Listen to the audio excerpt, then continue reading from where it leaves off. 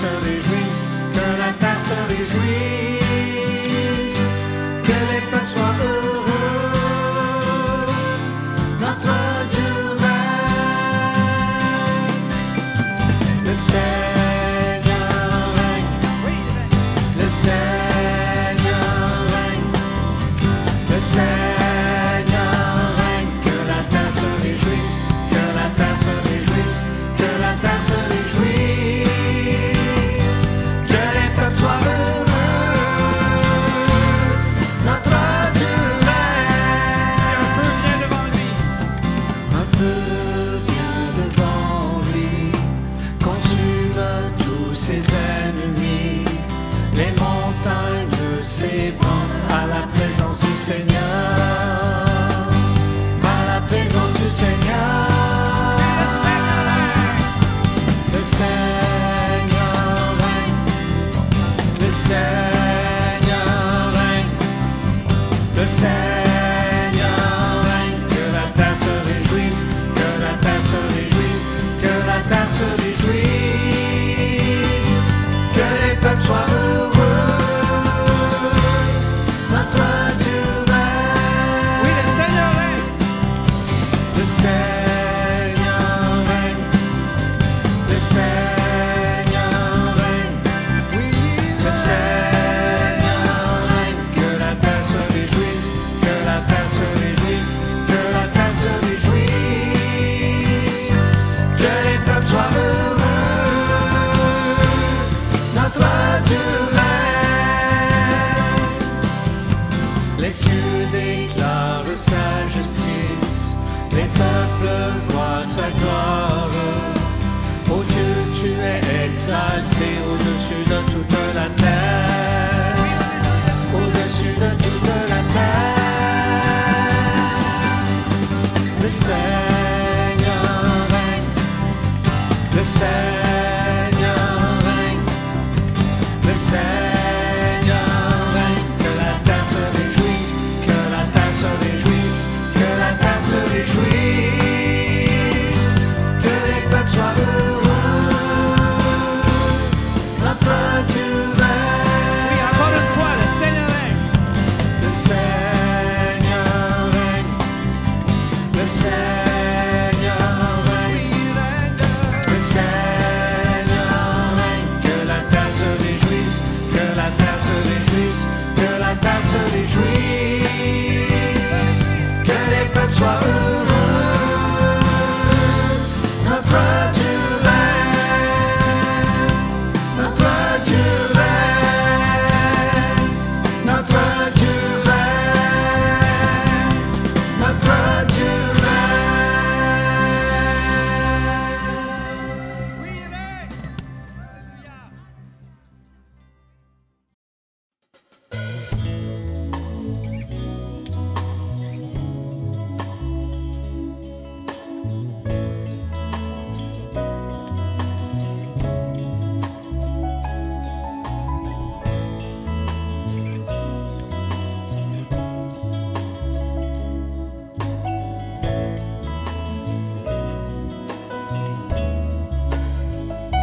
Le grand amour que personne ne peut exprimer, il changera la vie pour mon âme libérée. Mais jusqu'à ce que mes yeux te voient et que ta grâce m'amène chez moi, je suis à toi.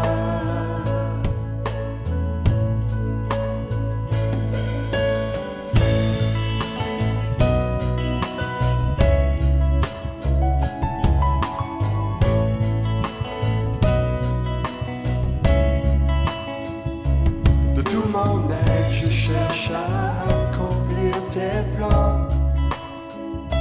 Et je prie que mon cœur soit dans ta volonté. Mais jusqu'à ce que mes yeux te voient et que ta grâce m'amène chez moi, je suis à toi. Je vais vivre pour t'aimer. Je vais vivre pour te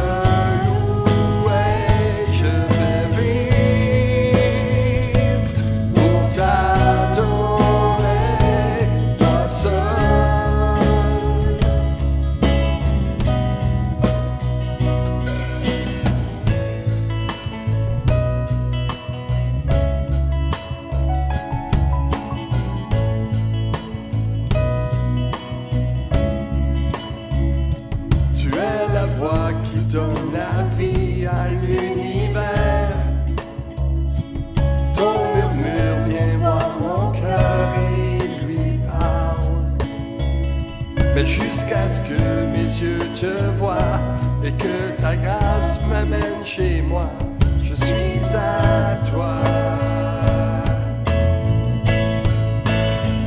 Je vais vivre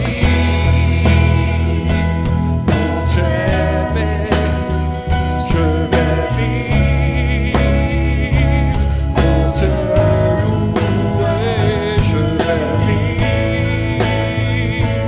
pour t'adorer, toi seul.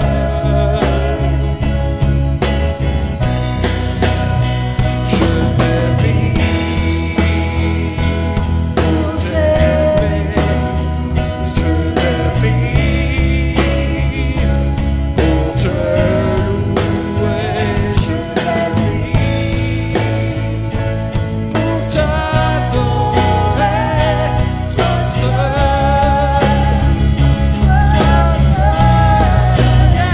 Tu es Dieu sur toute la terre, à toi seul je rendrai gloire, et de tout mon être, mon âme bénit ton nom.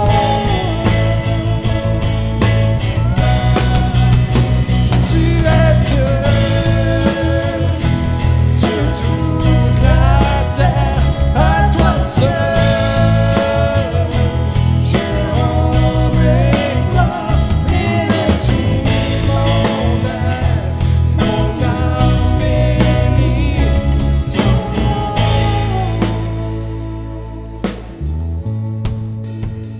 Je vais vivre pour t'aimer, je vais vivre pour te louer, je vais vivre pour t'adorer, toi seul.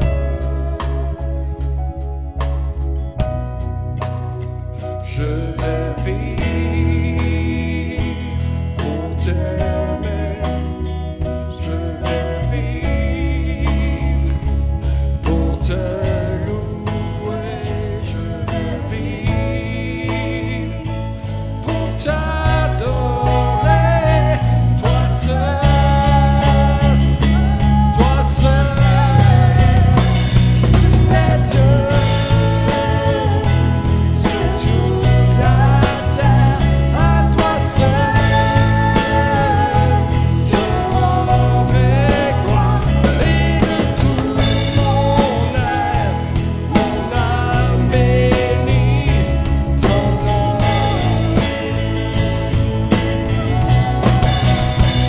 Tu es Dieu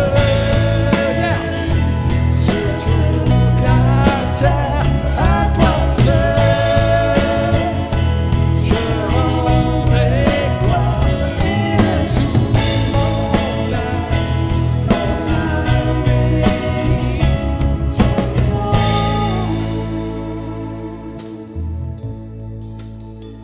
Je vais vivre pour t'aimer, je vais vivre pour te louer, je vais vivre pour t'adorer, toi seul.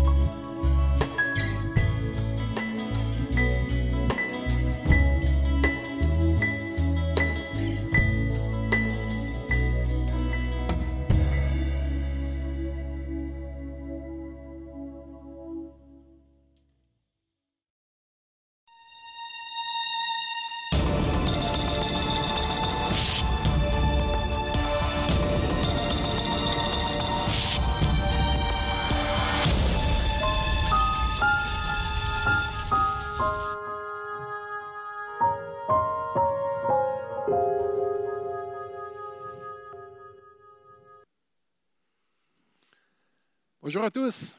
C'est un plaisir pour moi de pouvoir partager la parole de Dieu avec vous ce matin. Nous poursuivons notre thématique, le triomphe de l'Évangile dans un monde en chaos. Une thématique qui est très inspirante pour moi, une thématique qui nous rappelle que tôt ou tard, l'Évangile, la parole de Dieu, Dieu lui-même, finit toujours par triompher du chaos. Amen. Pour débuter la réflexion ce matin, je vous invite de prier avec moi de notre Père que l'on retrouve en Matthieu chapitre 6. Cette belle prière que Jésus a enseignée à ses disciples nous servira de texte de départ ce matin pour la réflexion. Prions ensemble. Notre Père qui es aux cieux, que ton nom soit sanctifié, que ton règne vienne, que ta volonté soit faite sur la terre comme au ciel. Donne-nous aujourd'hui notre pain quotidien. Pardonne-nous nos offenses, comme nous aussi nous pardonnons à ceux qui nous ont offensés. Ne nous soumets pas en tentation, mais délivre-nous du malin. Car c'est à toi qu'appartiennent dans tous les siècles le règne, la puissance et la gloire. Amen. J'aime bien cette prière de Matthieu qui se termine en soulignant le triomphe ultime de Dieu le Père. Car c'est à toi qu'appartiennent dans tous les siècles le règne, la puissance et la gloire. Cette prière nous rappelle que le règne ultime de Dieu, sa puissance et sa gloire éternelle appartiennent à Dieu, et ce dans tous les siècles, et ce jusqu'à la fin de ce monde, jusqu'à la fin des temps. Autant cette prière nous rappelle que les provisions de Dieu sont grandes pour nous, ses enfants. Dieu, donne-nous aujourd'hui notre pain de ce jour. Chaque jour, donne-nous notre pain. Autant cette prière est un cri du cœur face à la réalité humaine souffrante, difficile, que nous pouvons vivre jour après jour. Cette prière est un élan d'espérance, un cri d'espoir face à la réalité du mal auquel nous faisons face aujourd'hui. Au verset 13, on va se concentrer sur le verset 13. Il est dit de Jésus, « Ne nous soumets pas en tentation, mais délivre-nous du malin. » Ne nous soumets pas en tentation, mais délivre-nous du malin. Le sens du mot tentation, ici, le mot grec, peirasmos, serait certainement mieux traduit par le mot épreuve ou test que par le mot tentation, qui lui a souvent une connotation plutôt morale. Ne nous soumets pas à l'épreuve. Ne me soumets pas à l'épreuve de ma foi. Délivre-moi du malin. Voilà l'idée principale du texte, du verset ici. Cette prière est un cri du cœur pour celui ou celle qui voit venir l'épreuve dans sa vie. Une épreuve difficile, une situation qui ne sera pas facile. Ne me soumets pas, Seigneur, à l'épreuve qui vient. Parfois, on voit venir l'épreuve. On sait que ce ne sera pas facile. Il y aura des temps difficiles. On pense à une maladie qui est annoncée par un médecin. On sait que ça ne sera pas facile. Une situation familiale difficile, une perte d'emploi, etc., etc. Cette prière est un cri du cœur pour celui qui voit venir l'épreuve. Mais cette prière est aussi un cri du cœur pour celui ou celle qui se trouve présentement dans l'épreuve, en plein bouleversement, en plein combat. La pandémie est certainement une épreuve pour plusieurs d'entre nous, une épreuve de nature économique, une épreuve de nature sociale, ça c'est sûr et certain. La pandémie crée toutes sortes d'émotions dans nos vies, plus pour certains, moins pour d'autres.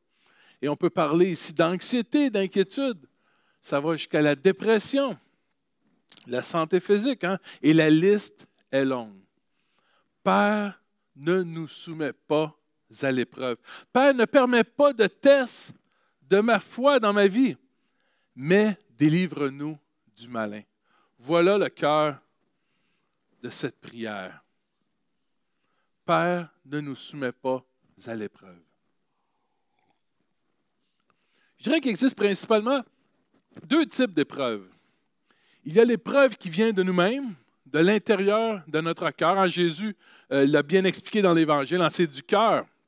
C'est du dedans de l'homme que provient le mal, les mauvaises actions. Hein? Ces épreuves où nous sommes finalement, malheureusement, nous-mêmes, nos pires ennemis, par nos mauvais choix, nos mauvaises décisions, nos réactions, nos attitudes, hein? Nos coupures relationnelles avec certaines personnes et parfois nos coupures relationnelles avec Dieu. Mais il y a aussi l'épreuve qui vient de l'extérieur, qui est rattachée à une circonstance qui nous tombe dessus, une circonstance que nous ne contrôlons pas. Une épreuve qui peut être reliée à des gens, hein, une difficulté relationnelle, des gens qui ne nous sont pas favorables, peut-être en raison de notre foi, ça peut arriver, parfois pour 1001 raisons.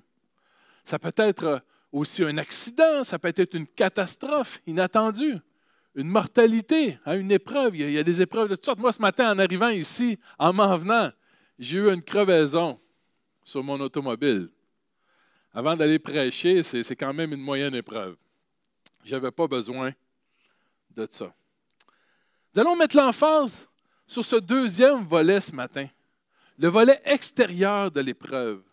Dans le contexte de l'époque de Jésus, au moment où Jésus enseigne cette prière à ses disciples, l'épreuve vient de l'extérieur.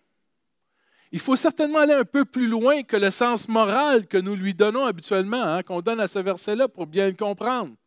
Il faut se mettre 2 minutes à la place des disciples, des premiers disciples, qui reçoivent cette prière pour la première fois de Jésus.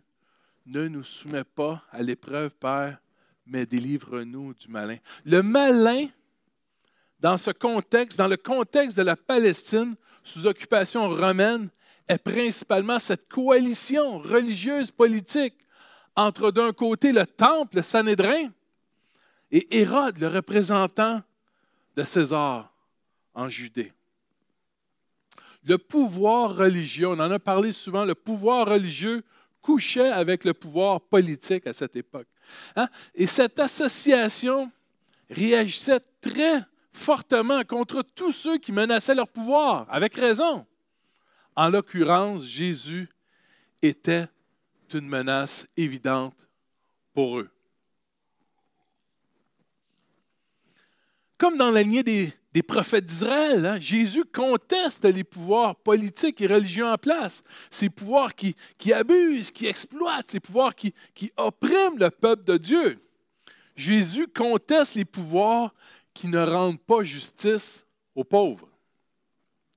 En proclamant le royaume de Dieu, Jésus proclame le renversement pacifique de l'ordre en place, la fin du pouvoir politico-religieux en place. Jésus annonce la mise en place d'une nouvelle réalité, une réalité qu'il appelle le royaume de Dieu, un nouveau style de pouvoir complètement différent. Jésus, à sa façon, amène une grande révolution, une révolution par l'amour, une révolution par la non-violence. Jésus apporte une nouvelle vision du monde.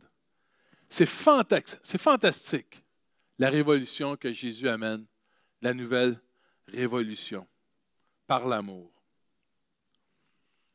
Juste avant son arrestation dans le jardin de Gethsémani, dans un état de profonde angoisse, Jésus reprendra la même idée face à l'épreuve qui approche vite. Hein, c'est le même mot grec qui est utilisé ici pour épreuve, tentation, que dans le Notre Père qu'on vient de regarder ensemble. Jésus en prière voit ce qui s'en vient. Jésus il voit venir ça. Il voit venir l'épreuve. Il voit venir le test ultime, la tentation de fuir pour certains, l'arrestation qu'il voit venir par les soldats d'Hérode, auquel lui et ses disciples seront soumis. Il dira dans sa prière aux disciples, veillez et priez afin que vous ne tombiez pas dans la tentation, afin que vous ne tombiez pas dans l'épreuve. L'esprit est bien disposé, mais la chair est faible. Il s'éloigna une seconde fois et pria ainsi, mon Père, s'il n'est pas possible que cette coupe s'éloigne sans que je la boive? Eh bien, que ta volonté soit faite.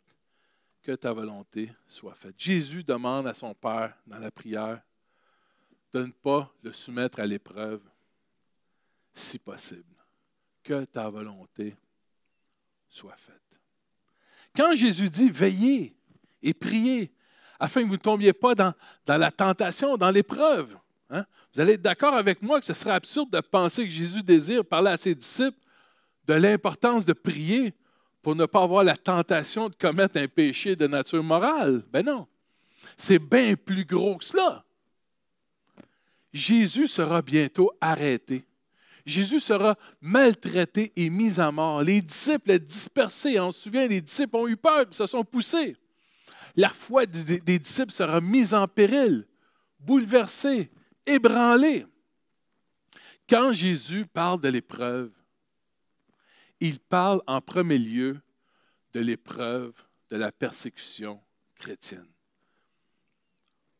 Dans le jardin de Gethsémani, Jésus prie son Père de préserver ses amis et lui-même de l'épreuve de la persécution.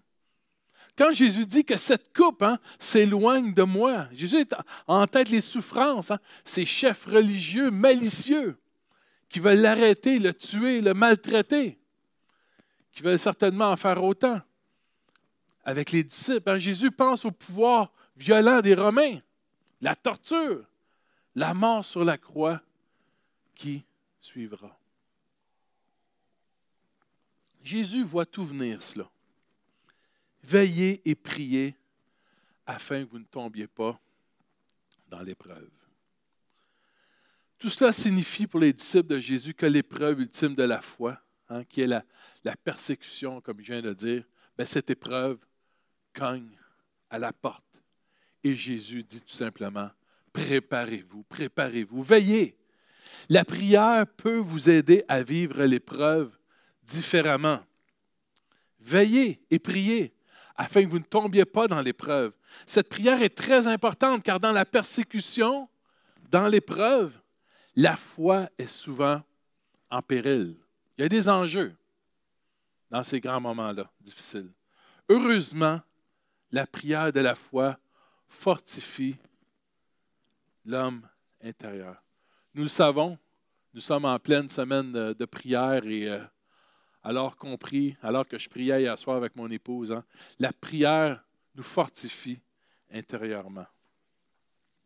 Pour ma part, je n'ai jamais vécu de vraie persécution. Peut-être des petites affaires au début de ma vie chrétienne quand j'ai pris position pour Jésus. Mais je peux vous dire que j'ai vécu plusieurs épreuves dans ma vie. Des épreuves qui m'ont conduit à chaque fois dans la prière. Toute sa vie, Jésus connaissait d'avance le mal. Jésus connaissait l'épreuve, la persécution qu'allaient subir tous ceux et celles qui voudraient le suivre. Jésus voyait bien les réactions de colère des autorités religieuses face à son enseignement, face à son autorité. Il enseigne avec autorité, cet homme-là. Sa remise en question du sabbat, sa nouvelle interprétation de la loi de Moïse. Jésus voyait depuis le début l'épreuve venir et la réaction de ses autorités. En Jean 17, très beau texte, Jésus exprime dans sa prière sacerdotale sa préoccupation concernant ce qui risquait d'advenir aussi pour les disciples qu'il suivrait. Jésus prie son Père et il dit, « Je leur ai donné ta parole et le monde les a haïs, parce qu'ils ne sont pas du monde, comme moi je ne suis pas du monde.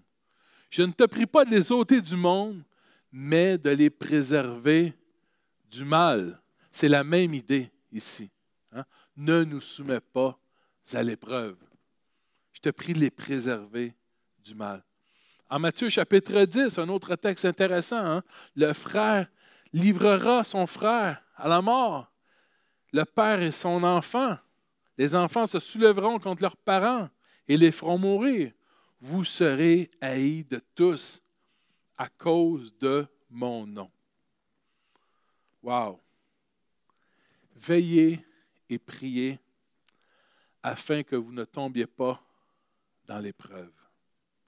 Jésus prie le Père de préserver ses amis du test de la foi, de l'épreuve ultime, de la persécution chrétienne. Les premiers croyants des premiers siècles, comme les premiers disciples, comme nous aujourd'hui, nous avons ce besoin de vivre dans l'espérance de la venue ultime du Fils de Dieu qui nous délivrera une fois pour toutes de tout mal et des épreuves de la vie. Tous les croyants de tous les siècles ont vécu dans l'espérance. L'espérance de voir ce grand jour où les pouvoirs de ce monde, ces pouvoirs qui déshumanisent, ces pouvoirs qui oppriment, qui abusent, qui s'enrichissent sur le dos des pauvres, ces pouvoirs-là seront détruits à tout jamais. Il ne faut jamais perdre de vue comme croyant ce grand jour où Jésus essuiera toutes les larmes sur les yeux de ses enfants. Ce jour où Dieu appliquera enfin sa justice. Ce grand jour où l'ordre, la paix, l'harmonie sera rétabli dans ce monde que Dieu aime. Amen. Dieu aime ce monde. Dieu a tant aimé le monde. Dieu a un projet pour le monde. J'ai hâte de voir ce grand jour où le règne de Dieu sera manifesté enfin pour tous, en faveur de ses enfants, bien sûr, mais surtout en faveur des pauvres. Amen. Ce grand jour où tous verront que Dieu l'a souverainement élevé et lui a donné le nom qui est au-dessus de tout nom, afin qu'au nom de Jésus, tout genou fléchisse dans les cieux, sur la terre et sous la terre, et que toute langue confesse que Jésus-Christ est Seigneur, à la gloire de Dieu le Père. Amen.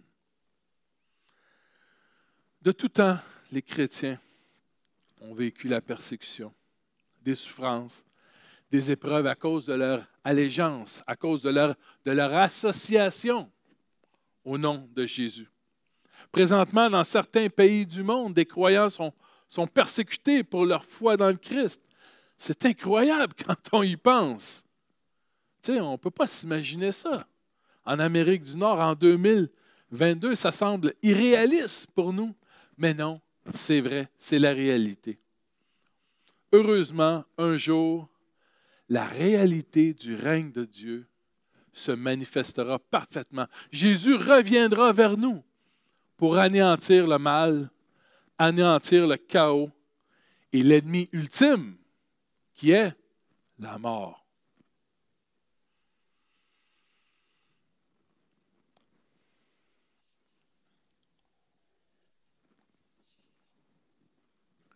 Dans le livre de l'Apocalypse, l'apôtre Jean écrit sa révélation ultime de Jésus qu'il reçoit sur l'île de Patmos, alors qu'il est lui-même emprisonné pour sa foi, qu'il est lui-même persécuté pour ses convictions, son allégeance avec le Christ. Jean y écrit une vision de la fin des temps remplie de promesses, remplie d'espérance pour les croyants persécutés de toute l'Asie mineure. Jean écrit à ceux qui vivent l'épreuve d'une persécution très agressive de la part des autorités romaines, sous l'empereur Domitien, qui préconise le culte impérial. L'empereur Domitien veut se faire adorer. L'empereur Domitien se prend pour un dieu. Domitien se proclame le Seigneur, le Kyrios, le Seigneur de l'univers. Domitien a même fait construire un temple en son honneur. Les croyants qui refusaient de rendre un culte à Domitien, qui refusaient de l'adorer, de le révérer, étaient alors marginalisés, mis de côté, persécutés dans bien des cas et dans certains cas mis à mort.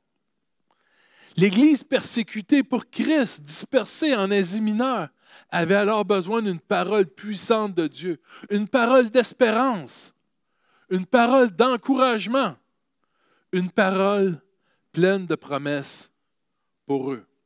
Une parole qui leur confirme, quoi? Qui leur confirme que Dieu ne les a pas abandonnés, que Dieu ne les a pas oubliés, malgré l'épreuve. L'Église a toujours besoin d'une parole de nourrir une espérance vivante, une vision claire de ce que Dieu veut faire, de sa puissance. Aujourd'hui, plus que jamais, peut-être. Croire dans la puissance de l'Évangile dans un monde en chaos. L'Église persécutée pour le Christ, l'Église dans l'épreuve, a besoin de se rappeler cette grande vérité spirituelle. Et cette vérité est que malgré les difficultés que nous vivons, malgré le mal que nous subissons aujourd'hui, malgré les persécutions peut-être, les épreuves, ou même malgré la mort qui rôde, l'Éternel, le Seigneur règne. Amen. L'Éternel, le Seigneur règne. L'apôtre Jean, confiné sur l'île de Patmos, reçoit de Dieu une révélation ultime dans la prière. Il reçoit une parole de Dieu lui-même, une révélation de l'œuvre de Dieu, une image de qu'est-ce qui se passe en réalité. Et nous allons la lire, cette révélation. Puis j'entendis dans le ciel une voix puissante qui disait, « Maintenant, le temps du salut est arrivé. Maintenant, notre Dieu a manifesté sa puissance et instauré son règne. Maintenant, son Messie a pris l'autorité en main. Car l'accusateur de nos frères, celui qui jour et nuit les a accusés devant Dieu, a été jeté hors du ciel. Mais eux, nous, les croyants, ils l'ont vaincu grâce au sang de l'agneau et grâce au témoignage qu'ils ont rendu pour lui, car ils n'ont pas aimé leur vie jusqu'à en redouter de mourir. »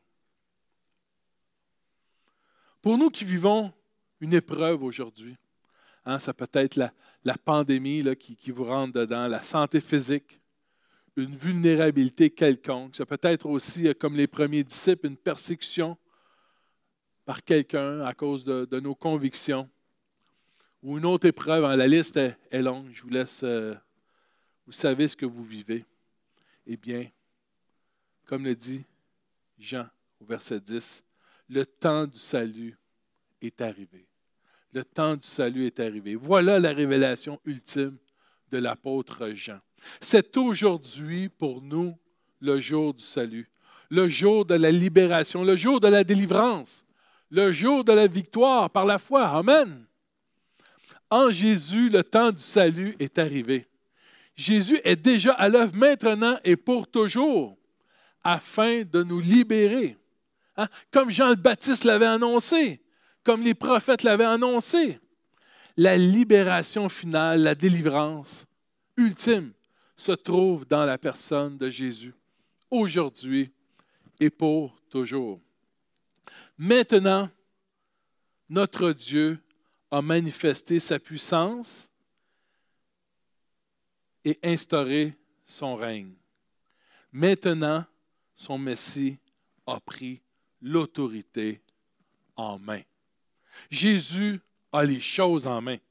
Jésus est en contrôle de les situations, malgré les épreuves que nous pouvons vivre. Par sa mort, sa résurrection et son ascension sur le trône du ciel, Jésus est assis à la droite de Dieu. Jésus a manifesté la victoire ultime sur les forces du mal, les forces d'égarement, les forces de destruction, les forces de chaos.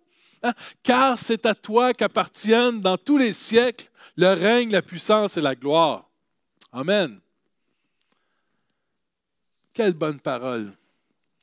Ce n'est ni par la puissance humaine, ni par la force armée qu'arrivera le salut de Dieu, mais par le don de soi, le don de sa vie, par le sacrifice d'amour de sa personne sur la croix et la puissance de la résurrection. Bref, le salut arrive par Jésus-Christ. Jésus renverse tous les raisonnements humains, une fois pour toutes. Maintenant, notre Dieu a manifesté sa puissance, instauré son règne. Maintenant, son Messie a pris l'autorité en main. Maintenant, pas demain, pas après-demain. En Jésus, Dieu a manifesté sa puissance et instauré son règne. le Messie de Dieu a pris l'autorité sur toute chose. Aucune puissance dans ce monde et dans l'ensemble du cosmos ne peut avoir une réelle autorité sur l'autorité du Christ. Jésus dira même à Pilate que même son autorité lui vient de Dieu. Toute puissance politique, toute puissance économique, médiatique, et on sait que la puissance médiatique est très forte aujourd'hui, toute puissance humaine sont sous l'autorité ultime du Messie. Et ça, même si nous ne le voyons pas, et même si nous ne le ressentons pas, nous le savons par la foi dans la puissance de l'Évangile. Par sa résurrection, Jésus est monté vers le Père. Par son ascension, Jésus est monté sur le trône de Dieu. Jésus est assis à la droite de Dieu et il règne enfin sur toutes choses. Même dans le ciel, même dans le monde invisible. Ce monde qu'on ne voit pas. Il y a eu des gros changements importants. Une très grande nouvelle, une très bonne nouvelle pour tous les croyants et tous les anges.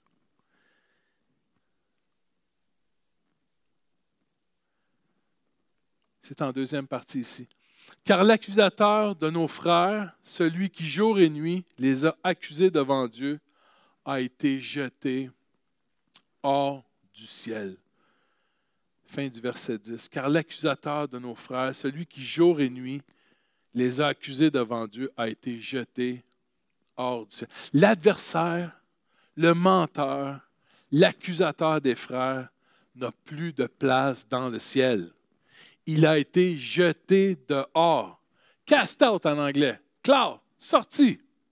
Jeté loin de la dimension de Dieu. Jeté loin de la présence de Dieu. En prenant la place du roi assis à la droite de Dieu, la première place, Jésus a jeté l'adversaire, le Satan, hors du ciel, hors de la présence de Dieu. Jésus a chassé, il a muselé, rendu sans voix, sans force, l'adversaire devant Dieu. Les croyants persécutés d'Asie mineure avaient vraiment besoin d'entendre cette parole, comme pour nous aujourd'hui. La seule voix qui reste devant Dieu, c'est la voix de notre avocat, Jésus. Il n'y a plus d'accusateurs, plus de menteurs, plus de médisance devant Dieu contre nous. Nous avons un avocat auprès du Père, Jésus-Christ, le juste. Jésus, le seul médiateur qui existe entre Dieu et les hommes. Voilà la nouvelle réalité spirituelle dans laquelle nous vivons par la foi en Jésus-Christ. Quelle bonne nouvelle! Pour encore un peu de temps comme croyants sur la terre, nous vivons dans l'espérance. Selon cette bonne nouvelle, selon cette bonne révélation de Dieu. Mais eux, verset 11, en nous les croyants, ils l'ont vaincu grâce au sang de l'agneau et grâce au témoignage qu'ils ont rendu pour lui, car ils n'ont pas aimé leur vie jusqu'à en redouter de mourir. On pourrait ajouter par la persécution. Par notre foi dans le sang de l'agneau, par notre foi en Jésus, nous avons la victoire. Grâce au sang de l'agneau, nous avons été rachetés à grand prix pour toujours au prix de la vie de Jésus sur la croix. Grâce à Jésus, nous connaissons la fin de l'histoire qui se terminera en victoire éclatante. Nous avons l'espérance en ce grand jour où l'ennemi ultime, la mort, sera aussi détruit pour toujours sur la terre. Les choses ont été réglées dans le ciel, il reste encore des choses à régler sur la terre. Grâce au témoignage de notre foi, la foi de l'Église dans l'épreuve, nous pouvons affirmer que l'opération ultime de sauvetage de l'humanité en Jésus-Christ se déroule très bien. Et ce, même dans les épreuves présentes de la vie que nous pouvons supporter. Jacques nous donne une parole incroyable. Heureux l'homme qui supporte patiemment la tentation, l'épreuve. Hein? C'est le même mot ici, grec, qu'on voit depuis le début. Heureux l'homme qui supporte patiemment l'épreuve, car après avoir été éprouvé, il recevra la couronne de vie que le Seigneur a promise à ceux qui l'aiment. Amen. Même dans les pires épreuves sur la terre, l'opération de Dieu se poursuit, petit pas par petit pas, jusqu'à ce grand jour où toutes choses seront révélées. Amen. Chers frères, chères sœurs, nous sommes dans de bonnes mains. Soyons rassurés. Jusqu'à ce grand jour où Jésus reviendra pour nous prendre avec lui. Amen. Que cette parole de Dieu, cette révélation de Jean, nous rappelle sans cesse que le triomphe de l'Évangile de Jésus dans un monde en chaos est une réalité. Rien de moins. Entre-temps, sur la terre, au travers des diverses épreuves que nous vivons, eh bien, entre-temps, veillons et prions afin de ne pas tomber dans la tentation, dans l'épreuve. Supportons patiemment les épreuves dans la prière. La prière a une très, très grande efficacité pour nous relever, pour nous soutenir, pour nous tenir debout pendant ces moments. Elle nous garde dans l'espérance, elle nous garde en vie, elle nous garde près du Père. Prions Dieu. Seigneur, ne nous soumets pas à l'épreuve, mais délivre-nous du malin. Seigneur, ne nous soumets pas à l'épreuve, mais délivre-nous du malin. Seigneur, garde-nous près de toi. Préserve-nous de tout mal. Seigneur, tu es notre espérance.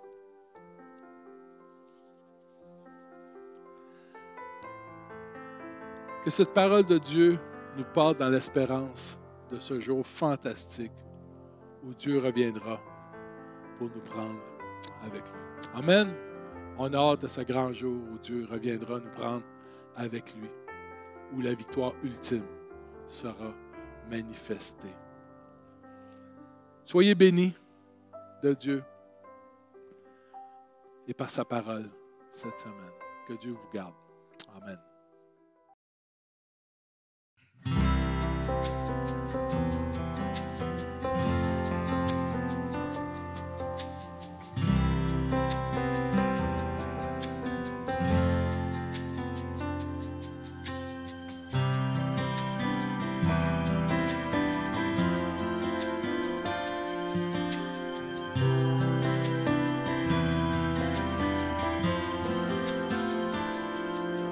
Notre Père dans les cieux, combien nous t'aimons.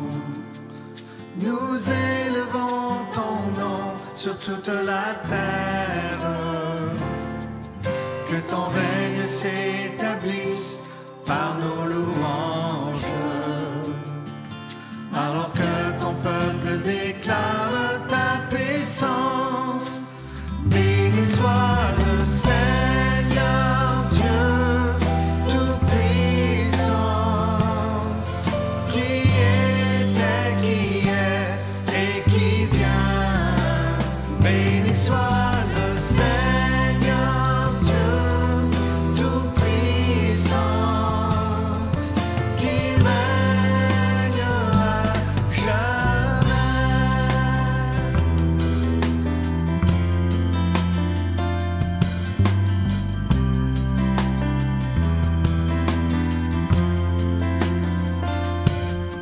Notre Père dans les cieux, combien nous t'aimons. Nous élevons ton nom sur toute la terre. Que ton règne s'établisse par nos